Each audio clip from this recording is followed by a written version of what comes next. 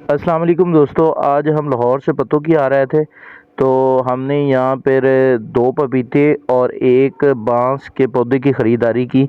हमने मार्केट को बड़ा फिरा, बहुत सारी चीज़ें देखी, बहुत सारे खूबसूरत पौधे देखे क्योंकि एशिया की सबसे बड़ी मंडी है पौधों की और इसमें आप बड़े नायाब और यूनिक किस्म के पौधे देख सकते हैं। उसमें से कुछ हम आपको अभी दिखाते हैं कि ये कितने नायाब और यूनिक है। ये बोनसाई के पौधे हैं और इनकी कीमत 10 लाख से शुरू होकर 25 से 30 लाख का एक पौधा है। लेकिन अगर अगर आप देखेंगे तो आपके होश गुम हो जाएंगे, इतने प्यारे और कमाल के पौधे। और यहाँ पे जो कासिया नडोसा है, जिसे पिंक शावर कहा जाता है, वो यहाँ से 3,000 रुपये में अच्छा पौधा मिल रहा था, जो कि यहाँ मकामी पाक पता नहीं है मकामी किसी नर्सरी से 10-15 हज़ार में वो मिलता है। तो आप भी एशिया की सबसे बड़ी मंडी का ज़रूर विज़िट करें और आपको ये पौधे